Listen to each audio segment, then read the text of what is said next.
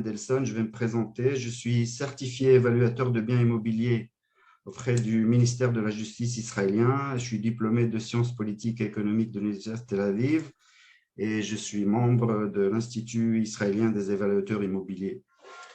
Ce qui est important à savoir, c'est que en fait,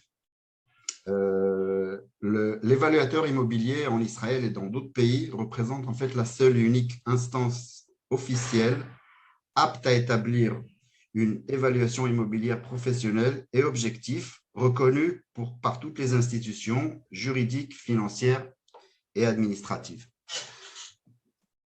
Le sujet de ma présentation aujourd'hui, ce sera, comme vous voyez sur la première fiche, ce sera l'importance de l'analyse d'un bien immobilier avant son acquisition.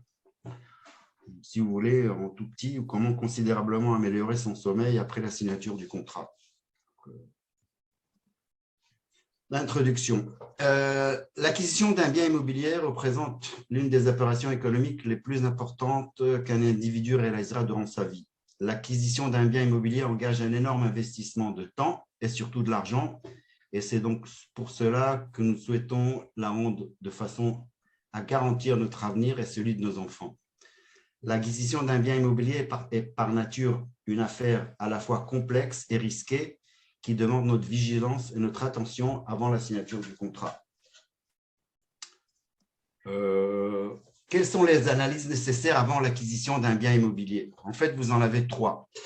Il y a l'analyse juridique, qui est en fait l'identification du type de propriété, du propriétaire, de son lien avec le bien et vérification des documents de la copropriété.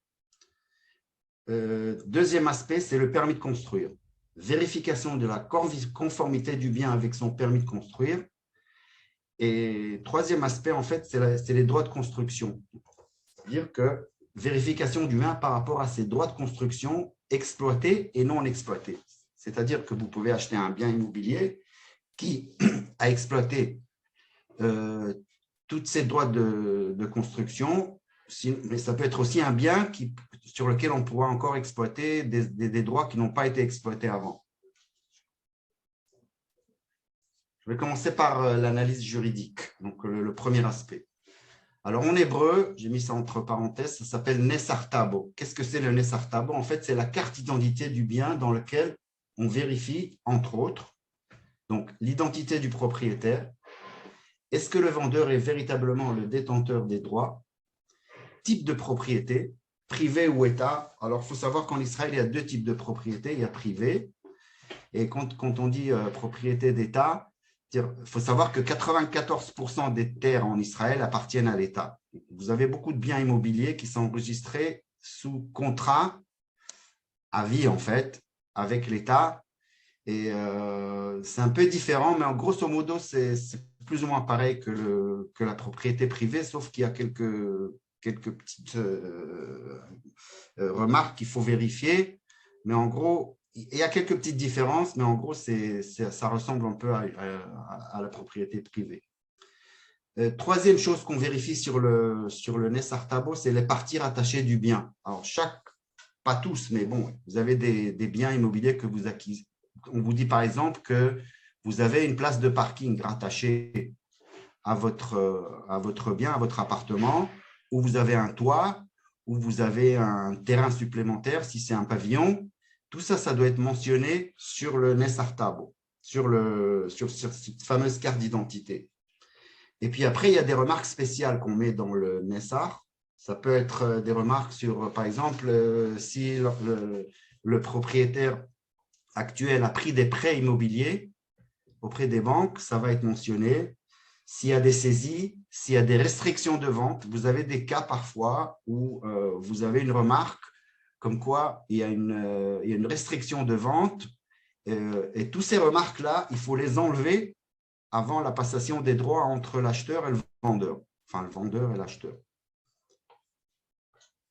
On va regarder ensemble un peu à quoi ressemble cette carte d'identité, ce fameux Nessar Tabo. Je ne connais pas votre niveau chacun d'hébreu, mais je vais essayer de… il y a des petites bouées à droite et à gauche en français en fait, qui expliquent… Là, on voit en fait un un bien, un appartement qui est enregistré en copropriété. Et donc, chaque appartement, vous voyez sur votre gauche, il y a le numéro de l'appartement, c'est-à-dire Tatrelka Achat, ça veut dire appartement numéro 1. On voit sa surface, 163 mètres carrés 60. On voit le nom des propriétaires. Et on voit à gauche, par exemple, là, on voit le nombre de parts de la copropriété. Ça, c'est moins important, enfin plus important pour plus tard. Mais ce qui est important à voir, par exemple, c'est les parties rattachées. Là, vous avez un terrain, parce que c'est un appartement en fait en rez-de-jardin, cet exemple spécifique. Et donc là, il a en fait un terrain de 139 mètres carrés et il a un parking d'une surface de 23 mètres carrés. D'habitude, quand c'est 23 mètres carrés, c'est un parking double, parce que c'est assez grand. Donc, c'est un parking grosso modo pour 2 places. Ça, en fait, c'est le Nessar Tabo. Après, on rentre dans l'analyse juridique suite, on voit les documents de la copropriété. Alors, on parle toujours d'un bien qui est en copropriété, ils ne sont pas toujours comme ça. Mais bon, ça complique un peu les choses, donc on va essayer de rester un peu sur le basique pour comprendre comment ça fonctionne. Alors, les documents de la copropriété, vous en avez 2 en fait. L'emplacement physique du bien et ses rattachements. En fait, c'est un schéma, on va le voir tout de suite sur la prochaine fiche, mais c'est un schéma sur lequel il y a un dessin, il y a un plan. On voit exactement l'emplacement physique du bien et ses rattachements, et on voit la part du bien dans les parties communes, dans les droits si jamais il y a des droits supplémentaires. Je reviens en arrière 2 secondes. Je vous montre, je ne sais pas si vous voyez la petite, là où je mets le curseur, 16 sur 20. Vous voyez ce nombre 16 sur 20, c'est le nombre de parts dans la copropriété. Ça veut dire que si l'immeuble en entier, il a des droits supplémentaires, par exemple, construire encore un étage ou 2, ou agrandir, vous avez 16 sur 100 de parts sur ces droits-là. Ça, c'est pour l'avenir. Donc, ça veut dire un peu ça, quoi. Bon, en deuxième partie, d'un autre côté, ça veut dire aussi que ça va faire, c'est vos parts aussi dans les charges de la copropriété. Donc, ça va ensemble. Là, je reviens. Donc, en fait, le document de la copropriété comprend en fait deux documents. Le premier, c'est un tableau dans lequel on voit, par exemple, là, on voit l'étage, on voit la description du bien, on voit le numéro du bien, donc vous voyez, c'est 1 sur 217. On voit la surface, et là, à gauche, on voit les parties rattachées. Encore une fois, c'est pareil comme si c'était comme sur le Nessar Tabo, mais là, vous avez un tableau séparé. Là, on va aller voir en fait le schéma dont je vous ai parlé tout à l'heure. Donc là, vous voyez le numéro de l'appartement. Si on regarde la partie bleue, là, on voit le numéro de l'appartement, 2. Donc, on voit son emplacement. On voit par rapport à l'étage et on voit les parties rattachées. Vous voyez le bleu, le grand bleu là, juste en face de l'appartement. En fait, ça, c'est le jardin qui est rattaché à cet appartement. Et sur la droite, vous avez le parking, toujours en bleu. Parce que chaque appartement, normalement, il y a une couleur qui est rattachée à la couleur de l'appartement. Maintenant, quelle est l'importance de ce… Je parle beaucoup d'éléments techniques, mais je vais vous donner juste un petit exemple, juste pour que vous compreniez. Quand je viens visiter un appartement, je vérifie l'emplacement de l'appartement par rapport à ce schéma. C'est-à-dire, je vérifie, je fais coordonnance entre le Nessar Tabo et le schéma. Et je regarde que l'appartement est bien placé là où il est placé. Je compare physiquement l'emplacement de l'appartement avec ce schéma. S'il y a beaucoup de cas où il y a eu des erreurs, où on a changé de numéro, et donc, en fait, quand c'est ce type de problème, là, je vais vous dire quelque chose qui est très important. Si un évaluateur qui représente, par exemple, la banque, vient et s'aperçoit qu'il y a une erreur sur ce schéma, vous ne pouvez pas prendre un prêt immobilier. C'est aussi simple que ça. Et ça, c'est très important à vérifier. Donc, justement, l'emplacement la comparaison physique entre le schéma et l'emplacement physique de l'appartement. Et aussi des parties rattachées. Il faut voir que, par exemple, le parking est placé là où il est placé physiquement. Et le jardin, il est comme ça. Donc, tout ça, il faut vérifier. Donc, ça, en gros, c'était la partie juridique. Rachel, est-ce que tu veux que je laisse un petit moment de questions sur tout ce que Non, j'ai pour parlé l'instant, il jusqu'à n'y a pas maintenant?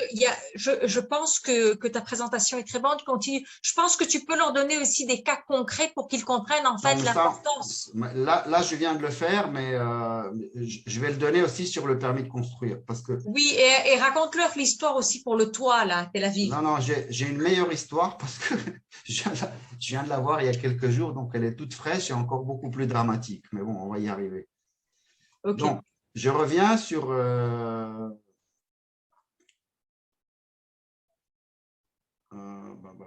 là, on a terminé, enfin, on n'a pas terminé, mais on a parlé un peu de l'aspect juridique du bien. Et là, on va parler du permis de construire.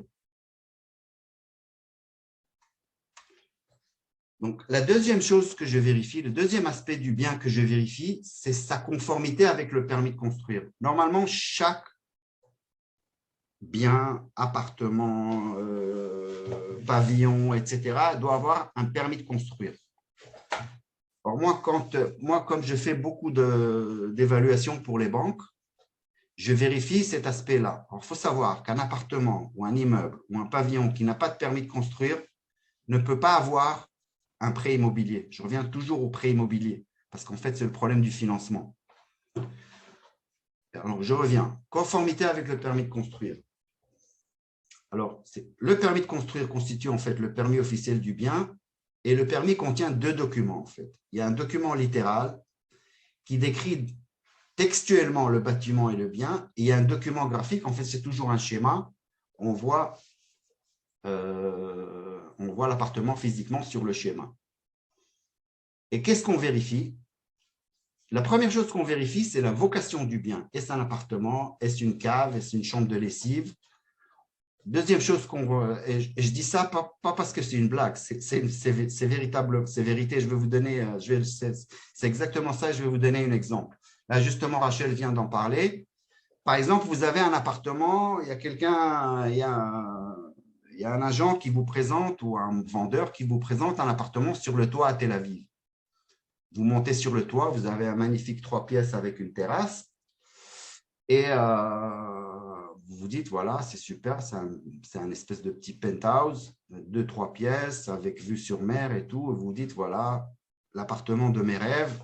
Bon, on vous présente un prix exorbitant, mais bon, c'est les prix de Tel Aviv, il n'y a rien à faire. Et après, vous allez demander à un expert de l'examiner pour justement, toujours le même, obtenir un prêt financier, prêt bancaire. Et là, l'évaluateur arrive et en fait, qu'est-ce qu'il découvre? Et ça arrive souvent, il découvre en fait que cet appartement sur le toit, en fait, sa vocation n'est pas d'être un appartement, mais c'est une chambre de lessive. Et non seulement c'est une chambre de lessive, c'est une chambre de lessive de 20 mètres carrés sur laquelle on a construit en plus encore 2 pièces sans permis. C'est-à-dire qu'en grosso modo, ça ne vaut rien du tout. Donc, il y aura une dévaluation très, très importante de sa valeur par rapport au fait que ce n'est pas décrit sur le permis de construire.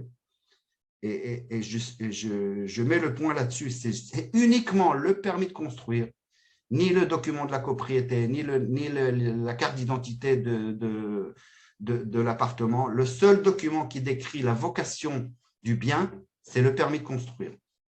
Et c'est là qu'on va essayer et c'est là qu'on voit quelle est sa vocation. Après, bon, on regarde l'emplacement du bien, étage, direction, et on vérifie justement les excès de construction.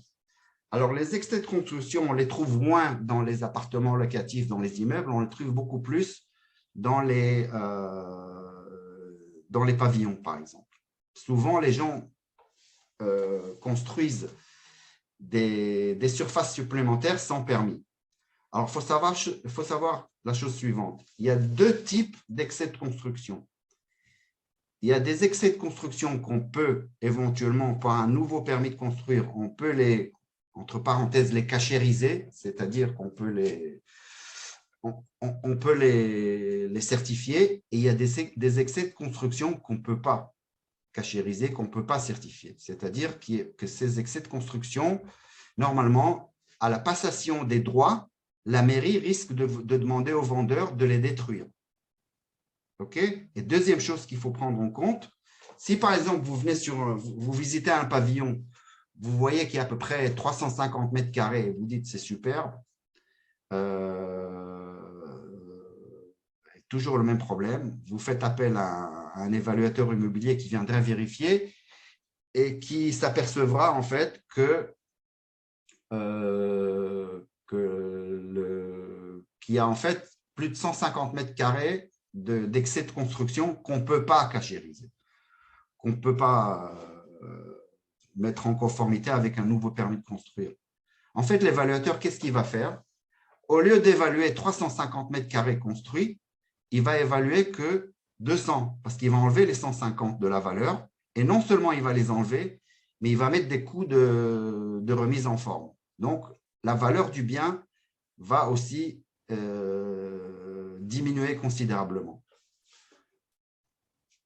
Là, on voit le schéma d'un appartement tel qu'il est sur le permis de construire. Bon, je vous ai dit tout à l'heure qu'il y a une fiche orale qui, elle, ne nous intéresse pas pour l'instant. Enfin, ce qui nous intéresse maintenant, ce que je peux vous montrer, en fait, c'est spécifiquement le schéma. Donc, on voit l'emplacement de l'appartement, on voit qu'il y a un balcon découvert et on voit l'étage.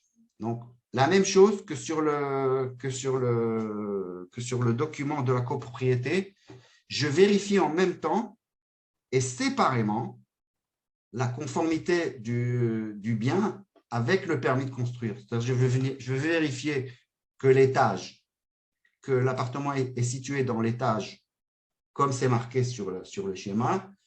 Je vais vérifier tous les excès de construction. Là, vous voyez par exemple, souvent ce que je trouve sur ce type d'appartement, je parle maintenant d'appartement, vous voyez que la terrasse est assez grande. Vous voyez, là, je suis en train de la… Alors, je vais vérifier par exemple qu'on n'a pas rajouté des surfaces principales à la place de la terrasse.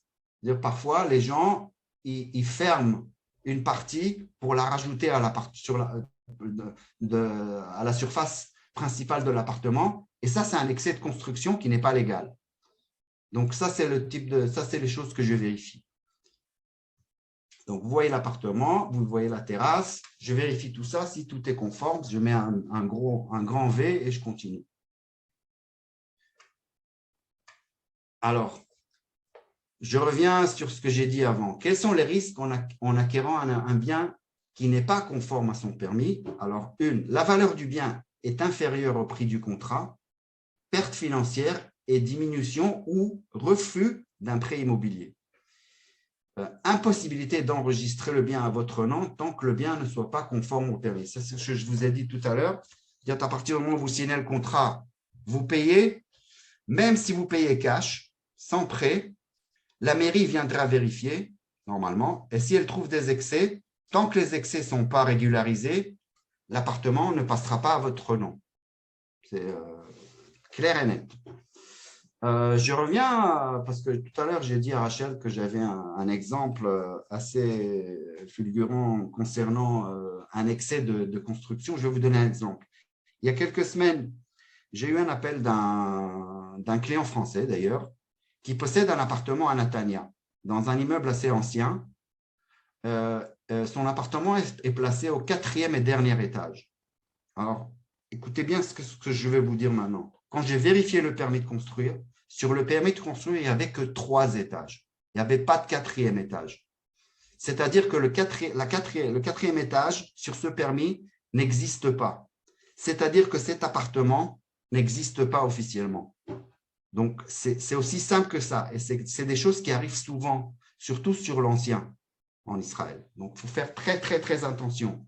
En gros, Si vous voulez, au niveau de l'évaluation, je pense qu'il aura une diminution au moins de 50% de la valeur de son appartement, s'il essaiera de le vendre, et si l'acheteur n'est pas un pigeon et qui fera vérifier ça avant de l'acheter. Donc, c'est juste un exemple assez dramatique de tout ce qu'on appelle les excès de construction. Alors, après, bon, le troisième aspect, en fait, encore une fois, c'est l'analyse des droits de construction.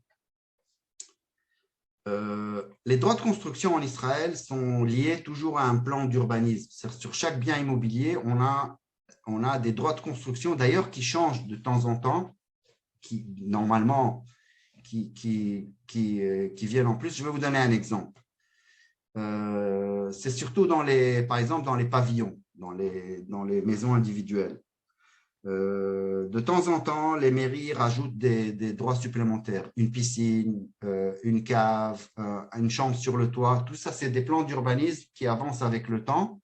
Et donc, vous pouvez, par exemple, trouver une maison, un terrain de 500 mètres carrés avec une maison très ancienne de 50 mètres carrés à détruire et à reconstruire. Et donc, quand vous achetez ce type de maison, c'est surtout le terrain que vous achetez avec les droits de construction. Et là, il faut vérifier, en fait, exactement quels sont les droits de construction sur ce type de terrain. En gros, c'est ça. Bon, on a pareil pour les immeubles. On a bien sûr tous les plans TAMA 38 que vous connaissez peut-être, mais ça, c'est plutôt sur les immeubles anciens construits avant 1980 dans toutes les villes d'Israël. Mais ça, c'est un peu différent. Je ne vais pas toucher maintenant le TAMA 38 parce que c'est un sujet pour une conférence séparée.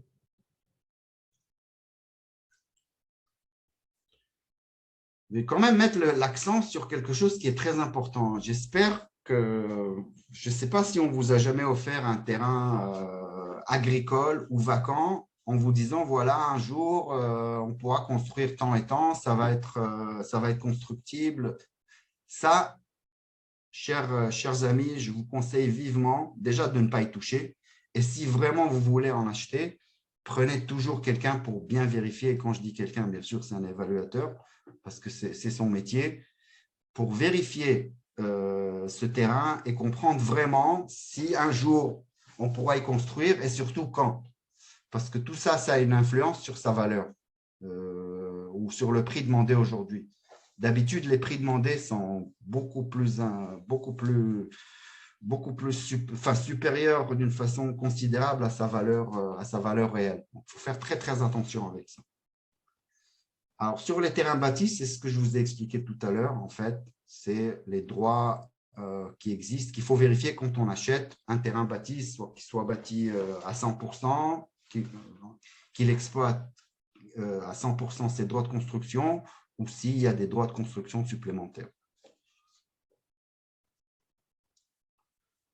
Ouais, là, on est dans les conclusions. Donc, en fait, l'acquisition d'un bien immobilier est par nature une affaire à la fois complexe et risquée qui demande notre vigilance et notre attention. Ça, on l'a dit au départ. La plupart des gens se contentent d'une analyse juridique effectuée généralement par l'avocat qui suit l'affaire, mais aujourd'hui, nous sommes témoins de nombreux cabinets. Et je peux vous dire que j'ai énormément de clients avocats qui ne signent jamais un contrat de vente immobilier sans l'avis d'un expert immobilier, justement pour tous ces problèmes que je vous ai présentés tout à l'heure. Ils n'ont pas toujours les capacités de vérifier, par exemple, les excès de construction ou d'autres sur le bien. Et moi, voilà, depuis très longtemps déjà, j'ai énormément de cabinets qui travaillent avec moi, qui soient des cabinets israéliens ou des cabinets avec connaissances francophones, qui me consultent avant. Donc, voilà. Voilà, en gros, c'est ça. Alors, place aux questions, Rachel. Est-ce qu'il y a des questions pour Gali? Patrick, je vois que tu as une question. Vas-y, active le micro. Voilà. Oui. Vous m'entendez? Bonjour, oui, Patrick. Voilà, bonjour. Merci, Gali. Très intéressant, ces explications. Mais pour avoir acheté un appartement déjà en Israël, j'ai constaté que le vendeur promoteur, peu importe, est toujours très pressé à avoir déjà une première signature et un acompte pour avancer. Et lorsqu'on lui demande pour faire venir un expert sur place avant de signer le premier document, ça cause un problème terrible. Parce que, je veux dire, 99% des promoteurs, comment dire, ne délivrent pas ce qu'ils ont promis. Donc, comment est-ce qu'on peut, si un appartement plaît, comment est-ce qu'on peut parer à ce genre d'attitude? Déjà, Patrick, il faut faire la distinction entre les immeubles neufs des promoteurs et les anciens. Nous, les évaluateurs, c'est plutôt sur l'ancien, hein, sur les appartements, sur les biens en deuxième main. D'accord. Tout ce qui concerne les ventes d'appartements neufs, là, ce que je peux vous conseiller, si vous voulez, normalement, là, c'est plutôt, il faut prendre vraiment un avocat qui est spécialisé dans ce domaine pour vous accompagner. Et bon, là, après, au niveau de… Il y a des tas de lois, normalement, qui vous protègent, si vous voulez, par rapport à un appartement neuf. D'accord. Donc, pour l'ancien, on peut Mais vous pour faire… l'ancien, il n'y a aucune protection. La seule protection, c'est un bon avocat et un bon expert. Là, c'est clair. Pour l'ancien, je fais la visite, l'appartement me plaît, je dis au propriétaire, écoutez, j'aimerais que mon expert, M. Mendelssohn, vienne visiter et puisse comparer tous les documents officiels avec les surfaces que vous avez déclarées. C'est comme ça que ça se passe. Normalement, oui. Et s'il refuse, c'est qu'il y a un problème déjà. D'accord. Et si vous constatez qu'il y a plus de 15% de différence entre la surface que lui déclare et la surface que vous avez déterminée. Alors, la question de la surface en Israël, c'est un peu compliqué. Je connais en France, il y a la loi Carrez qui définit d'une façon très claire les surfaces déclarées. En plus, c'est garanti par les notaires, donc vous êtes à 100% protégé. Au niveau des surfaces en Israël, bon, là, c'est un autre sujet qui par lui-même demande en fait une présentation séparée. Mais en gros, il n'y a pas de règle pour les surfaces en Israël. Donc, en fait, le mieux, c'est si vous voulez vraiment connaître la surface d'un appartement, bon, moi, en tant qu'expert, je peux le mesurer sur le permis de construire, parce que tout ce qui est marqué sur le Nessar Tabo, c'est-à-dire ce document-là que vous voyez là, bon, sur les appartements neufs ou assez récents, depuis, disons, on va dire 5-10 ans, les surfaces enregistrées, là où je mets le petit point, sont normalement les surfaces réelles de l'appartement, c'est-à-dire c'est la surface du contour des murs. Hors terrasse d'ailleurs. Les terrasses, il faut les calculer séparément quand c'est des terrasses externes. Par contre, sur les appartements anciens, il y a une énorme différence entre la surface enregistrée sur le Nessar Tabo et la surface réelle. Pourquoi? Je ne sais pas si vous connaissez, prenons par exemple les appartements à Tel Aviv, que tout le monde connaît, les anciens. Donc, quand vous rentrez dans un appartement, vous voyez en fait qu'on a démoli toutes les terrasses et qu'on les a rajoutées à la surface principale. On a le droit de le faire. C'est OK, c'est bon, il n'y a pas de problème. Le problème, c'est que dans la surface enregistrée de l'époque, on ne prenait pas en compte la surface des terrasses. Et parfois, ça peut faire une différence de même plus que 15%. Ça peut être 20 à 30% entre la surface réelle. C'est-à-dire que quand quelqu'un vous dit, d'un côté, vous regardez sur le registre, c'est marqué 53 mètres carrés, qu'en réalité, l'appartement fait 80, c'est pas qu'il vous raconte des histoires. C'est plus ou moins, ça peut être la vérité aussi. Le seul problème, c'est que c'est pas le bon document à regarder pour avoir une idée de la surface. C'est plutôt, je ne sais pas, vous connaissez on a ce qu'on appelle la Arnona. C'est en fait ces charges de la municipalité. Normalement, la surface sur la Tofes Arnona est beaucoup plus proche de la réalité que la surface enregistrée sur le Nessar Tabo. Je parle toujours de l'ancien ou du très ancien. Mais là, si vous voulez, à la fin, si vous voulez avoir vraiment une surface exacte de l'appartement, il faut faire venir un ingénieur mesureur. Sinon, c'est comme moi, je suis apte à vérifier un bien sur toutes les parties juridiques, permis de construire, etc.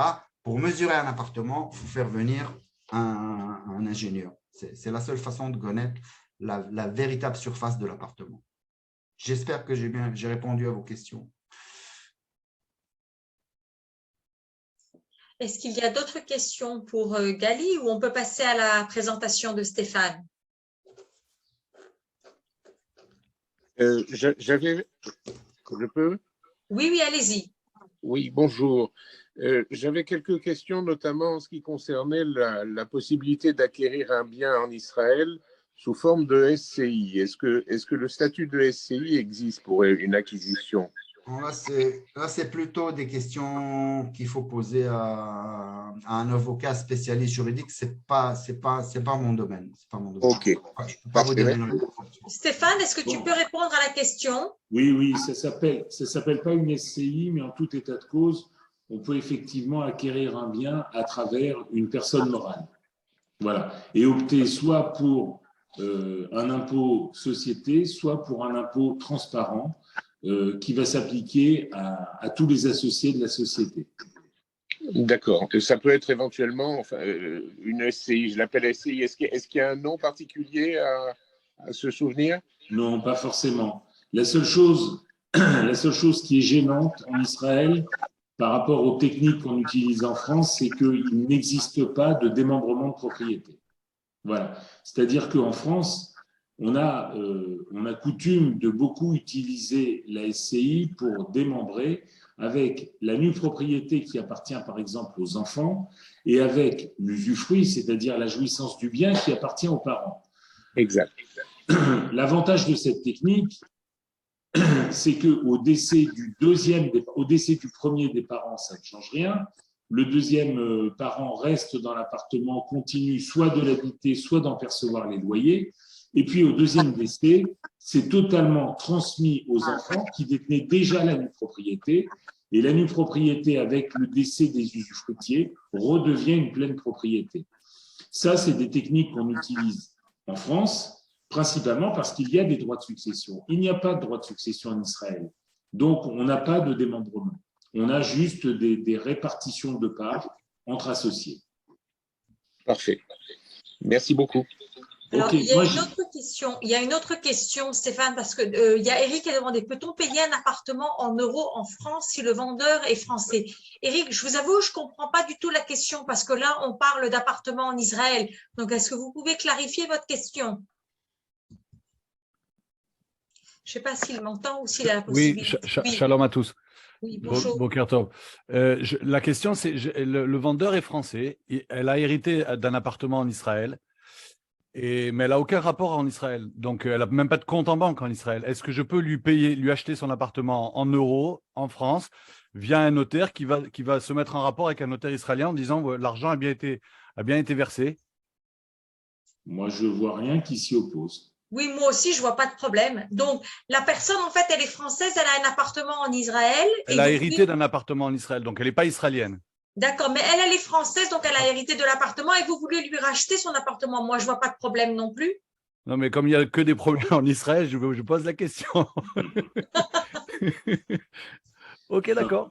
Tant mieux. Mais on peut très bien demander d'être payé pour un appartement sur un compte en Israël ou sur un compte n'importe où dans le monde. Okay. C'est juste une question d'avocat qui va se charger de la transaction. Gali, avant que je passe à ma présentation, j'ai une question pour toi. Bonjour Stéphane. Salut Gali. Ça va? Imaginons, comme c'est souvent le cas, qu'il y ait des surfaces qui sont fantômes ou en tout cas inconnues au niveau du tableau. Est-ce que on peut passer par une régularisation? Parce que ça, je n'ai pas entendu. Alors, j'ai bien compris qu'il y avait des surfaces cachères et des surfaces qui ne l'étaient pas. Si tel est le cas, s'il y a des surfaces qui n'ont pas été à l'époque déclarées, comment régularise-t-on au niveau d'une vente? Soit on ne les vend pas, soit on les vend, mais peut-on les régulariser à un moment donné?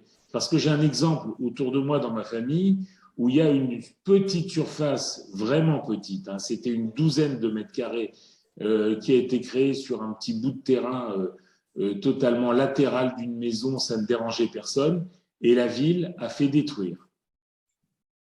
Oui, mais alors là, la question, bon, d'abord, Là, non, ma question est simple. Peut-on régulariser moyennant… Alors, je l'ai dit durant la présentation. Oui, on peut régulariser si cette surface supplémentaire correspond au droit de construction du bien, en fait. Par contre, quand sur un terrain, là, je crois que tu parles d'une maison individuelle, alors d'un pavillon. Non, pas du tout, pas du tout. Non? Ça peut être un appartement. Mais là, l'exemple que tu as donné, c'est quoi? Oui, là, c'était une maison. Oui, alors justement, pourquoi je dis ça? Parce que, par exemple, ça peut être considéré dans les droits de construction global du bien, mais si cette partie-là, par exemple, juste pour un exemple, si elle est construite trop près de la bordure du terrain, même si c'est dans les droits de construction, si ça ne correspond pas aux lignes, on ne peut pas la construire. Ça, c'est juste un exemple. Ça aussi, c'est un excès. Mais il faut vérifier si, en gros, on peut rajouter cette surface. Le fait que la mairie a demandé à détruire, il est fort possible, que ça a été construit sur une partie de la surface du jardin où on n'a pas le droit de construire du tout. Je ne sais pas, ça, il faut vérifier. Bon, ben, je confirme à tout le monde que Gali est un professionnel. Merci. Bonjour. J'ai une autre question, si c'est possible, Rachel. Oui, allez-y. Oui, d'un point de vue technique, les informations, Gali, que vous avez données, les écrans, etc., est-ce qu'il nous est possible de les consulter par ailleurs? Je vous enverrai par la suite une Oui, copie pas de de problème. l'enregistrement et également donc les coordonnées de Gali. Donc par la suite, si vous avez des questions, vous pouvez toujours revenir vers lui, comme d'habitude. Parfait. Deuxième question, en ce qui concernait ce que vous avez dit à propos du financement éventuellement, d'un rachat avec des fonds français, je voulais savoir s'il était envisageable d'obtenir un emprunt en France pour acheter un bien en Israël. Eh bien, c'est justement ce dont Stéphane va parler maintenant. Donc, si vous nous laissez un petit peu le temps, ça va venir. Impeccable. Merci. Parfait. Bonjour à tous. Donc, effectivement, on va Gali, parler… tu peux stopper chez toi Ouais, si tu fais le j'arrête. partage? C'est bon? Ouais, moi, j'ai partagé de toute manière. Alors, attends, je ne vois pas ton écran, Stéphane. Ah. Là. Ouais. C'est bon, je vois ton écran. OK, OK. Alors, malheureusement, on n'est pas au bon endroit. 2 petits instants et je règle ça. Je règle ça.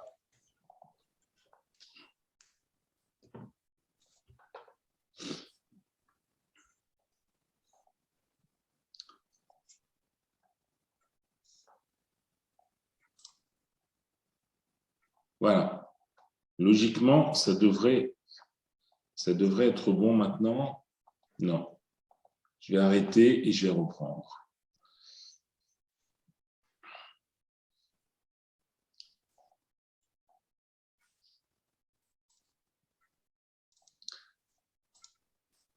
Alors, un tout petit instant, je suis à vous. Là, il y a juste le diaporama que je dois mettre au bon endroit. Prends ton temps, Stéphane, il n'y a pas de problème. Pourtant, je pensais l'avoir fait. J'arrête le diaporama et je le reprends là où il faut. Voilà, je n'ai plus que le besoin de la confirmation .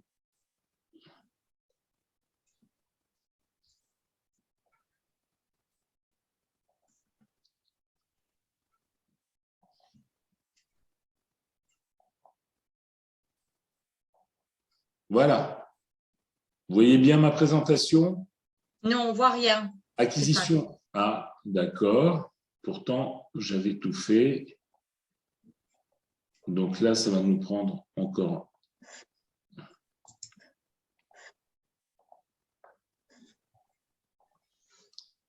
Ah, j'arrive plus à rentrer.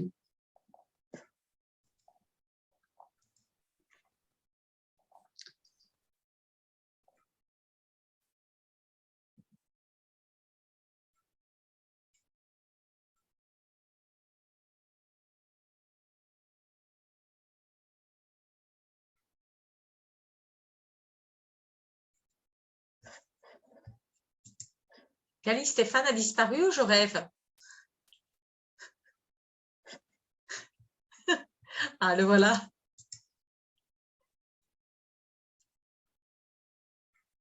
Stéphane?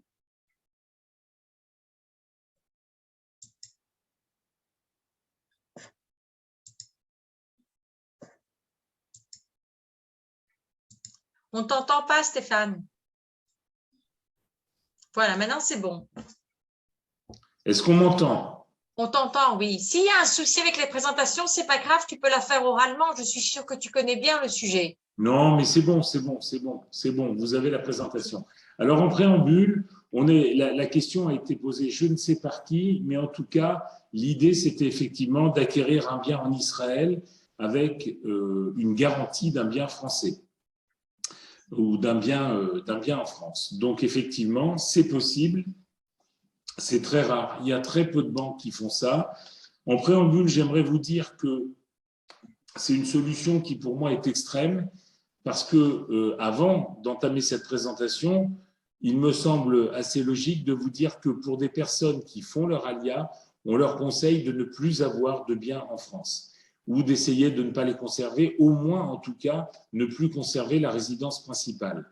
Pour autant, de temps en temps, il y a un bien qu'on possède historiquement, qu'on veut absolument conserver, qu'on veut transmettre.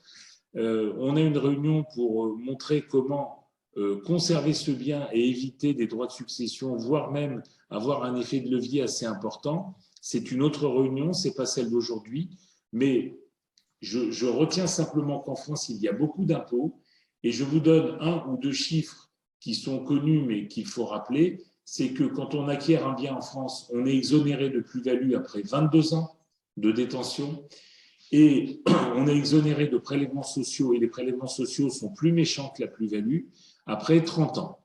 Donc, quelquefois, ce n'est pas forcément le bon moment pour vendre un bien. On est soumis à beaucoup de plus-value et donc ça peut avoir du sens de décaler la vente de ce bien dans le temps. Donc, effectivement, vous trouvez un bien en Israël, il y a tout à fait possibilité, si vous avez un bien en France qui est dégagé de crédit, n'oubliez pas, c'est important, parce qu'il n'y a aucune banque qui va venir vous prêter de l'argent, ce qu'on appelle en deuxième rang. En deuxième rang, ça veut dire qu'il y aura une autre banque qui récupérera le bien en cas de non-paiement des intérêts. Voilà, donc on appelle ça une garantie hypothécaire ou une garantie déplacée. Et en l'état actuel de la législation bancaire israélienne, l'accompagnement du crédit par une banque israélienne se fait avec un apport d'au moins 50%. Quelquefois, lorsqu'on est résident israélien, on peut apporter 30%.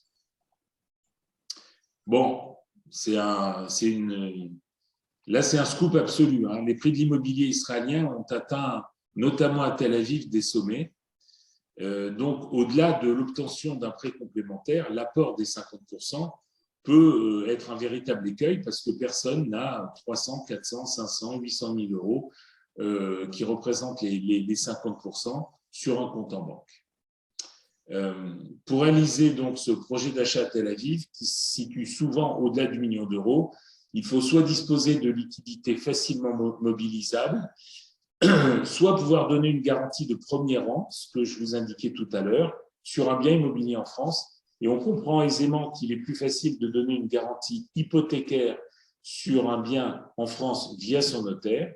Ça coûte un peu d'argent, une hypothèque aux alentours de 1% de la valeur du bien. Et il est totalement illusoire d'imaginer qu'un banquier français prendrait une garantie sur un bien étranger, que ce soit en Israël ou ailleurs. Donc, prenons pour exemple un Français qui possède une résidence principale de 100 mètres carrés à Paris et qui désire acquérir un bien en Israël de valeur équivalente. Alors, notre solution consiste à donner en garantie la valeur de la résidence principale française à l'une des rares banques qui pratique le crédit hypothécaire et qui est susceptible de prêter, alors difficile à dire, mais entre 50 et 70%. Et évidemment, ça dépend de la situation du bien. Donc, clairement, le bien est dans le 16e, dans le 8e, etc., en intramuros à Paris, ou à Neuilly, ou à Boulogne-Billancourt, ou à Levallois-Perret, ça va. S'il est à Deauville, s'il est à Cannes, on trouve aussi à se faire prêter. S'il est je ne sais pas moi, à Senlis ou à Calais ou dans des départements un petit peu complexes que les banquiers connaissent moins, je pense qu'on va avoir une difficulté pour donner ce bien en garantie. Donc, c'est souvent de l'immobilier parisien et avec quelques villes limitrophes. Voilà, donc entre 50 et 70%, difficile à dire. Prenons une moyenne, c'est-à-dire à peu près 600 000 euros qui peuvent être levés comme ça avec un banquier européen. Je dis européen parce qu'il y a plusieurs solutions, mais la meilleure que j'utilise actuellement ne se situe pas en France. Et il ne nous reste plus donc pour financer notre bien en Israël qu'à obtenir un prêt complémentaire de 4 à 500 000 euros selon ce qu'on a déjà obtenu en Europe. Dans certains cas, nous pourrions obtenir en France un prêt in fine. In fine, ça veut dire qu'on rembourse le capital à la fin et donc par définition que nous ne payons que des intérêts. Donc imaginez qu'on a pris un prêt in fine pour rembourser dans 10 ans le capital, on va devoir payer simplement des intérêts pendant 10 ans, ce qui permet la plupart du temps de financer un bien beaucoup plus facilement. Et 500 000 euros à 3% par exemple, 5 fois 3, 15, ça fait 15 000 euros par an, ça fait 1 250 euros par mois. Voilà, ça peut être, si c'est une somme un petit peu plus importante, 2 000 à 2 500 euros par mois, mais en tout cas, on n'est pas sur les vrais montants d'un prêt de 500 000 euros où on rembourserait et le capital et les intérêts. Bon, bien évidemment, il conviendra de rembourser l'intégralité du capital, 1 million d'euros, avec la dernière échéance du crédit, soit dans 10, 12, 15 ans. Et entre-temps, on a tout le loisir de vendre un bien immobilier, un contrat d'assurance vie arrivé à terme, ou encore peut-être son activité professionnelle si on est parti en retraite et qu'on arrive à la monétiser. Donc, notre préconisation, compte tenu de l'évolution sans limite du marché immobilier israélien et des taux d'intérêt européens actuels, on considère qu'a priori, il est plus opportun d'acquérir aujourd'hui plutôt que dans 15 ans. Donc, quelqu'un qui aurait l'idée ou en tout cas la vocation, qui aurait dans ses tripes l'envie de partir en Israël et de faire son alia dans 5, 8, 10, 12, 15 ans, bien évidemment, je pense que quand on voit l'évolution de l'immobilier dans ce petit pays qui malheureusement a une surface limitée, donc aujourd'hui on construit beaucoup dans des tours, l'immobilier c'est toujours la loi de l'offre et de la demande. Et tant qu'il y a de la demande, eh bien on a l'impression qu'en Israël, c'est compliqué de freiner l'évolution du marché immobilier. Il y a un autre élément qui le freine, en tout cas qui le freine beaucoup en France et qui va le freiner en Israël également, c'est l'évolution des taux d'intérêt qui sont en train d'augmenter un peu partout dans le monde. Pour vous donner une petite idée, avant la période qu'on vit avec de l'inflation, dont les banquiers mondiaux, quand je dis les banquiers, c'est pas le Crédit Agricole ou la BNP ou la Banque Leumi. Je parle des banquiers centraux, les banques centrales, la Fed aux États-Unis, la BCE en Europe, etc., en Angleterre, au Japon, sont tous en train de lutter contre l'inflation avec des remontées de taux que nous n'avons jamais vues. Donc, on finançait il y a 6 mois aux États-Unis sur 15 ou 20 ans à 2%, on est aujourd'hui à 7%. Je crains qu'en Israël, les taux remontent également. Donc, il y aura, quoi qu'il arrive, je dirais des évolutions dans l'immobilier moins importantes qu'en Europe, mais pour autant, vous dire que l'immobilier à Tel Aviv va baisser, alors là, je n'irai pas sur ce sujet, tout au plus stagner ou augmenter un peu moins vite qu'avant. Dans notre exemple d'acquisition d'1 million d'euros, il est souhaitable d'avoir le plus de crédits en Europe parce que les taux d'intérêt en Europe sont moins importants que ceux qu'on obtient en Israël. Et ils oscillent aujourd'hui entre 2 et 3%, alors qu'en Israël, c'est plutôt entre 4 et 5. Le prêt hypothécaire, parlons-en. Alors, pour qui? Excuse-moi de t'interrompre, mais tu sais que nous, on t'écoute en fait, mais on ne voit pas la présentation. Vous ne voyez pas la présentation? Mais non. on voit pas la présentation. Donc moi, je te vois, heureusement, bon, ça force tout le monde à être super attentif, mais non, on ne voit pas de présentation. Et là? Ah, ça change la donne. Toutes mes excuses. Il n'y a pas de problème, on était super concentrés, on t'écoutait. Mais tant mieux, c'est mieux de m'écouter. Bon, maintenant, le prêt hypothécaire, pour qui? Alors, tout d'abord, les propriétaires acquittés, c'est-à-dire ceux qui n'ont plus de prêt. C'est important. Ou alors, avec un prêt très faible, il reste 50, 100 000 à rembourser sur 2-3 ans, 2, 3, 4, 5 ans, le nouveau banquier va reprendre l'ancien prêt.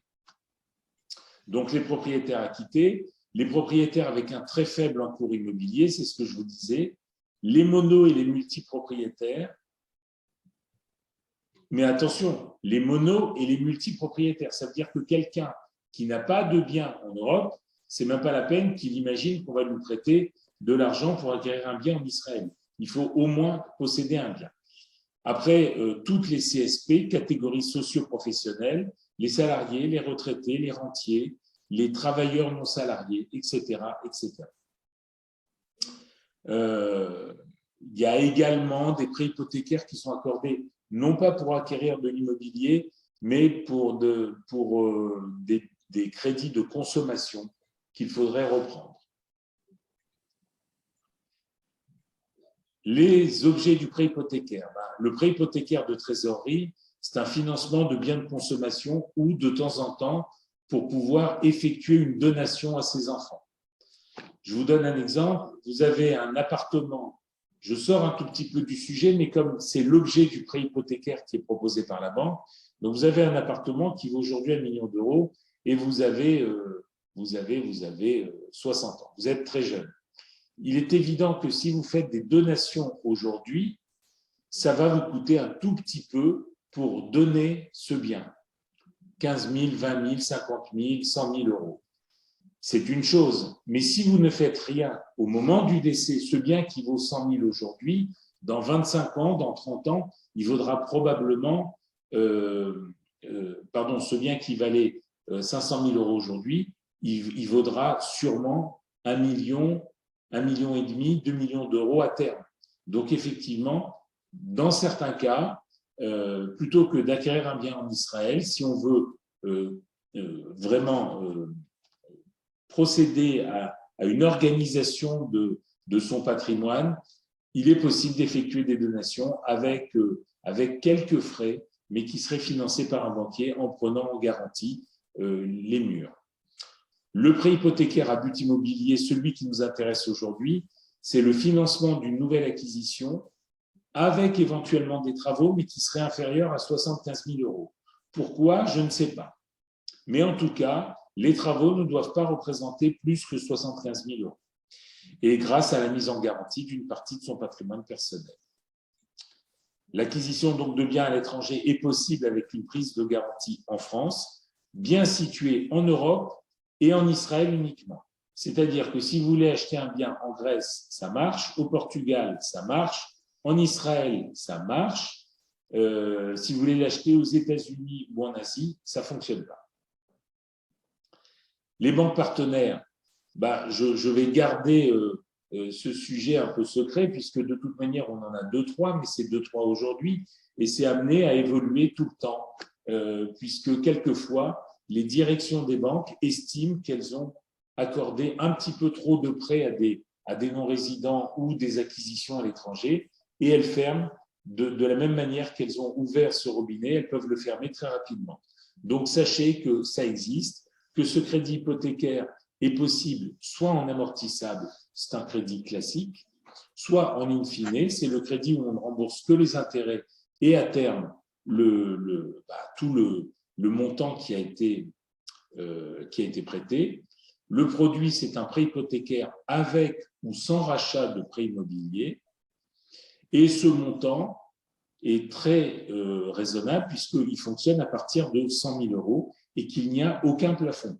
Donc, on peut comme ça obtenir 1, 2, 3 millions d'euros si la qualité du bien cédé en garantie permet de monter aussi haut.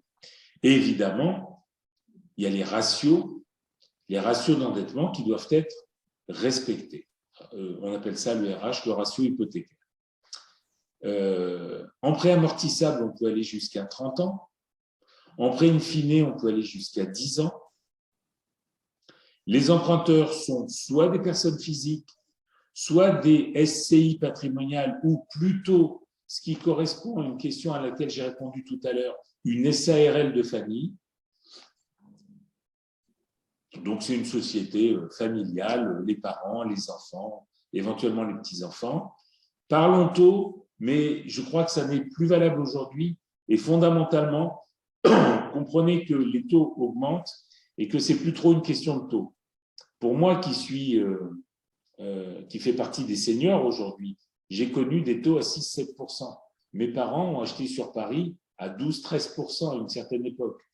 C'est vrai qu'il y a quelque temps, on avait des taux d'intérêt entre légèrement inférieurs à 1% ou dans du crédit hypothécaire à 1,5%. Mais là, les taux ont augmenté. En octobre, on était à 2,40. À l'heure qu'il est aujourd'hui, je ne suis pas sûr qu'on ne soit pas déjà à 3. Mais si on veut absolument acquérir, je pense que ça reste des taux qui sont tout à fait raisonnables.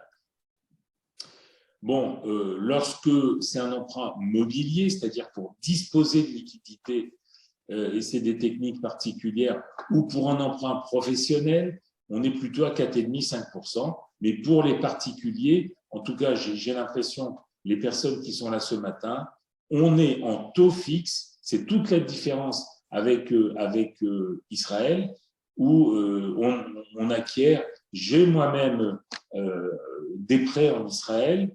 Je les ai acquis aux alentours de 2%. Aujourd'hui, ils ont augmenté parce qu'il n'y a pas ou peu de taux fixe en Israël. Là, on est sur un taux fixe. L'âge de fin de prêt, c'est 95 ans. Donc, vous voyez, il y a de quoi faire. Le taux d'endettement après le projet, c'est 35% max. C'est un tiers de vos revenus. On ne peut pas obtenir un prêt si l'ensemble des prêts qu'on a sur sa propre tête mobilise plus que 35% des revenus habituels.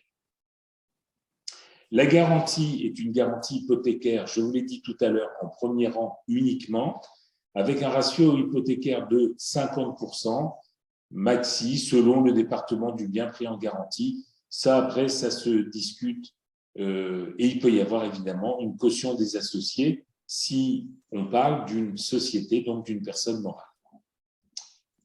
Les frais de dossier sont de 0,75% du montant emprunté. Ça, c'est vis-à-vis de la banque. Le mandat de courtage est de 1,2% sur le montant emprunté. Encore une fois, moi, je ne suis pas courtier en crédit. Je m'occupe principalement de fiscalité, de placement, de conseil en gestion de patrimoine. Et c'est un courtier partenaire vers lequel je vous dirigerai. Donc, moi, je ne suis qu'intermédiaire dans cette situation et je vous aiderai à obtenir ce prêt si vous en avez besoin. Voilà. Il y a des frais d'expertise. Alors, comment ça fonctionne? C'est si le dossier est finalisé. C'est-à-dire qu'on part du principe, vous me dites, j'ai un bien qui vaut 1 200 000 €. Très bien. On présente votre dossier, on demande des documents et finalement, votre dossier passe devant un comité qui vous accorde le prêt. À partir de ce moment-là, on ne sait pas quel est le montant, on sait quel est le ratio. On dit qu'ils vont vous prêter ou 50, ou 55, ou 60% du bien que vous leur avez présenté. Ce n'est pas la peine de dépenser de l'argent pour une expertise tant que le prêt n'est pas accordé. Mais si le prêt est accordé, alors à ce moment-là, on envoie un expert, ça prend une quinzaine de jours, 2-3 jours, une semaine pour qu'il se déplace, et une semaine de plus pour obtenir l'expertise. Ça nous coûte un peu moins de 500 €, et à partir de là, le dossier peut avancer. C'est important, pas d'ouverture de compte bancaire. On n'est pas sur une banque qui va vous obliger à changer vos habitudes. En cas de sortie de l'in fine, défini à la mise en place du prêt, il est défini à la mise en place du prêt et il est obligatoirement différent du bien pris en garantie. Donc, je vous donne un exemple. Vous avez un appartement en France, vous ne pouvez pas dire à la banque, je veux un crédit in fine et je rembourserai en vendant cet appartement. Il faut que le remboursement provienne d'un autre élément de votre patrimoine. Il y a quelques exclusions. Alors, c'est la rénovation, c'est la construction, c'est l'acquisition en VFA. VFA, ça veut dire du neuf. Vente en état futur d'achèvement. Ça peut être gênant. L'exclusion du prêt hypothécaire, évidemment, je vous l'ai dit, ce sont les primo-accédants. Je vous ai dit également, pour des travaux supérieurs à 75 000 euros, l'exclusion de prêt hypothécaire, c'est des rachats de crédits de consommation ou la résidence principale en France qui serait détenue via une SCI dans lequel il y aurait plusieurs personnes. Là, c'est un petit peu trop compliqué et ils n'y vont pas. Mais il est rare en France qu'on détienne sa résidence principale dans une SCI. Et puis, bien évidemment, vous l'avez compris, l'in fine pour les monopropriétaires, puisqu'on doit donner forcément une explication de vente d'un autre bien, autre que celui qui a été donné en garantie. Voilà, j'ai fait un petit tour d'horizon et je suis à votre disposition pour les éventuelles questions.